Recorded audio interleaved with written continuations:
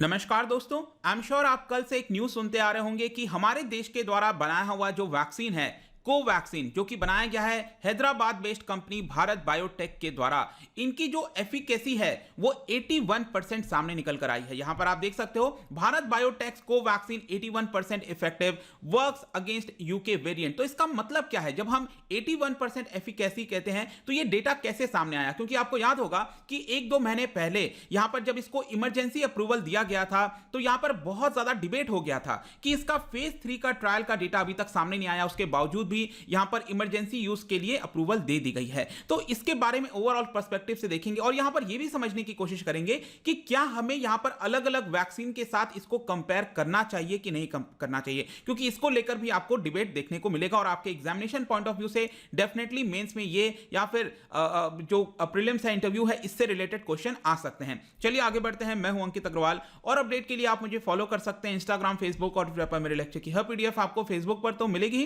Plus साथ में आप मेरा टेलीग्राम चैनल ज्वाइन कर सकते हैं by searching Ankit Agarwal official. और अगर आप यूपीएससी की तैयारी कर रहे हैं तो आपके लिए सुनहरा मौका है। स्टडी IQ लैब आपके लिए स्मार्ट कोर्सेज जिसके थ्रू आप अपनी प्रिपरेशन और भी ज्यादा अच्छे तरीके से कर सकते हैं। तो यहां पर सबसे पहले देखते हैं दोस्तों हुआ क्या है। तो फेज 3 का ट्रायल, आपको पता है कि कई सारे ट्रायल से ये गुजरता है। सबसे पहले एनिमल्स पर ये ट्रायल किया जाता है, उसके बाद ह्यूमन ट्रायल आता है, उसमें आपका होता है फेज 1, फिर फेज 2 और फिर आता है आपका फेज 3। तो फेज 1 में कम पार्टिसिपेंट होते हैं, फेज 2 में और पार्टिसिपेंट को लिया जाता है और फेज 3 का जो ट्रायल होता है वो बहुत बड़े स्तर पर किया जाता है, कई सारे लोगों को इन्वॉल्व किया जाता है। तो यहां पर फेज 3 का जो क्लिनिकल ट्रायल है उसका इंटरिम क्लिनिकल एफिकेसी निकल कर आई है। मतलब शुरुआती दौर पर, ध्यान रखिएगा ये भी फाइनल नहीं है कि 81% एफिकेसी है कि नहीं, क्योंकि शुरुआती तौर पर जो नंबर सामने आए हैं उसमें यह बताया गया है कि कोवैक्सीन जो है उसमें हमें 81% एफिकेसी मिलती है। तो इसका मतलब क्या होता है? What does the efficacy of a vaccine means?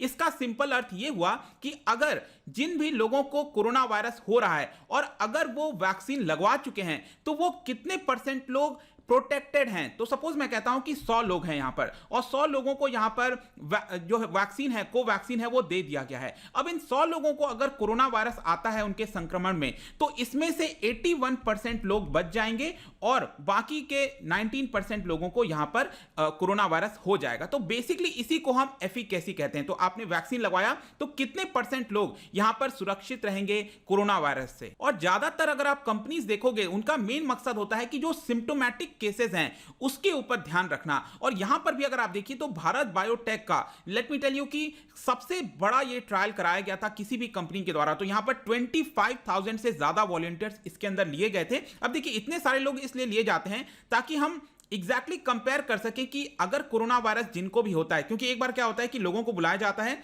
Vaccine दी जाती है, फिर उनको यहां पर नॉर्मल डे टू डे जिस तरह से वो काम कर रहे हैं वो हो जाता है। तो 25,000 लोगों में से कुछ ही लोग ऐसे होंगे ना जिनको कोरोना वायरस होगा। अब उन्हीं लोगों में हम कंपेयर कर सकते हैं। तो बेसिकली ऐसे ही किया जाता है इसके अंदर जो ट्रायल चलता है कि लोगों को वैक्सीन दे दी जाती है ट्रायल बेसिस पर और जैसे वो डे टू डे का कार्य कर रहे हैं बाकी लोगों की तरह वो करते रहते हैं। तो यहां पर इतना बड़ा संख्या में यहां पर कुछ लोगों को कोरोना वायरस होगा और फिर उसके अंदर कंपेयर किया जाएगा कि क्या एग्जैक्टली एफिकेसी सामने निकल कर आई है। तो ये जो डेटा है दोस्तों, इस डेटा के बारे में थोड़ा सा हम स्टडी कर लेते हैं। तो इसमें अगर आप एग्जैक्टली देखोगे कितना एफिकेसी है तो ये 80.6% निकल कर आया है।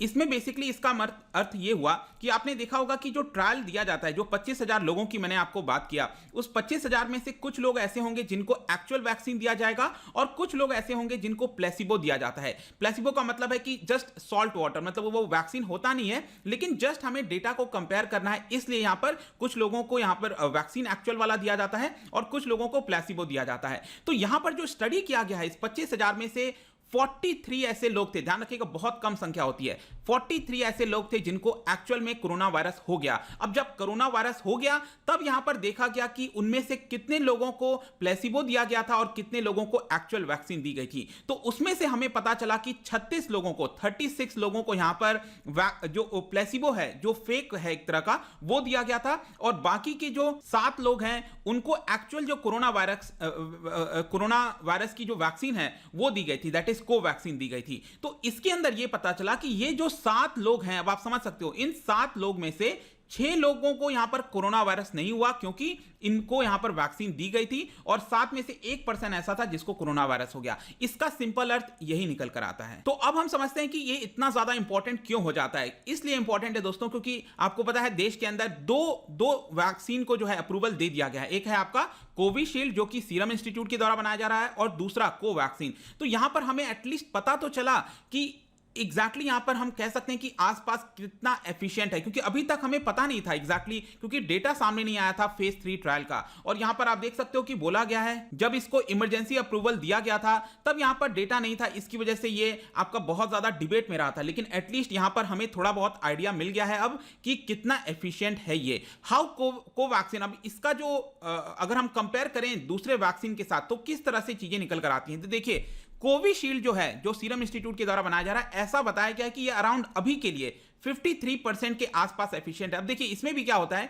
कि फर्स्ट डोज और सेकेंड डोज में कितना अंतर है। तो अगर 6 वीक के अंदर इसको दे दिया जा रहा है सेकेंड डोज तो एफिकेसी जो है वो आपकी कम हो जा रही है 53%। लेकिन यहां पर जब इसको ज्यादा लंबा दिया जा रहा है जैसे 12 वीक्स के बाद दिया जा रहा है तब एफिकेसी बढ़ जा रही है। इस तरह के केसेस भी सामने आ रहे हैं। इसके अलावा मैं आपको बता दूं कि सीरम इंस्टीट्यूट के द्वारा एक और वैक्सीन बनाया जाएगा जिसका नाम है कोवोवैक्स। ठीक है, ये आपका डेवलप किया गया है यूएस बेस्ड जो नोवावैक्स है और मैरीलैंड के द्वारा। तो यहां पर बताया गया है कि यूके के अंदर इसके अंदर 89% एफिकेसी थी और साउथ अफ्रीका के अंदर 60% है। तो इतना बड़ा आपको डिफरेंस भी देखने को मिलेगा। ऑल्दो यहां पर आप देखोगे जो सबसे ज्यादा इस समय चल रहा है विश्व में फाइजर और बायोएनटेक का जो वैक्सीन है इसकी एफिकेसी तो अराउंड 95% बताई गई है। तो क्या यहां पर क्वेश्चन आता है कि क्या हमें इसको कंपेयर करना चाहिए। तो बहुत ज्यादा डिबेट है इसको लेकर। कई सारे एक्सपर्ट्स का मामला है कि ये फेयर नहीं है क्योंकि जो ट्रायल किया जाता है वो अलग कंडीशन में किया जाता है। यूके की पॉपुलेशन किसी और तरह से बिहेव करेगी, भारत की पॉपुलेशन अलग तरह से बिहेव करेगी। तो इस तरह से कंपेयर करना ये शायद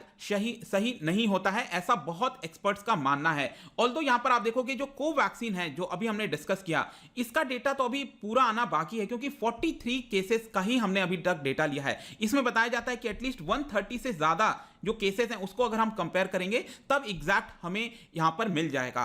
कंक्लूजन में हम कह सकते हैं कि अभी भी कोवैक्सीन को लेकर जो सेफ्टी एफिकेसी है वो हमें आगे आना बाकी है। प्लस साथ में एक और इंपॉर्टेंट चीज ये है कि क्योंकि ये जो डेटा दिया गया है ये खुद कंपनी के द्वारा दिया गया है तो जरूरी हो जाता है कि हम इसका पीयर रिव्यू कराएं। पीयर रिव्यू का मतलब है कि दूसरे देश के या फिर हमारे देश में कोई जर्नल है उसमें यहां पर इसको पब्लिश किया जाए। ठीक है, तो वो जब पीयर रिव्यू करेगा दूसरी कंपनी दूसरे जो एक्सपर्ट्स हैं उसको जब देखेंगे खुद से जांच करेंगे उसमें क्या डेटा निकलकर सामने आता है वो और ज्यादा इंपॉर्टेंट हो जाता है। ऑल्दो मैं बता दूं कि भारत बायोटेक का ये जो कोवैक्सीन है इसका फेज 1 का जो डेटा है इसके ऊपर भी मैंने वीडियो बनाया था, वो आपका एक जर्नल में पब्लिश किया गया था और उसको सेफ बताया गया था पूरी तरह से। तो ये एक अच्छी चीज है। तो यहां पर जनरल में एक पब्लिश होना चाहिए, पीयर रिव्यू होना चाहिए, तब हम और अच्छे से यहां पर इस वैक्सीन के बारे में जान सकते हैं। तो ये पूरा वीडियो था जहां पर 81% एफिकेसी की कल से चर्चा हो रही है। आई होप कि इसके बारे में जितनी भी चीजें थी मैंने आपको बता दिया है। जाने से पहले जीका वायरस के बारे में एक क्वेश्चन है, 2 स्टेटमेंट है, इसको ध्यान से पढ़िए, बताइए क्या इसका राइट आंसर होगा। इसका जो करेक्ट आंसर है हमेशा की तरह मैं अपने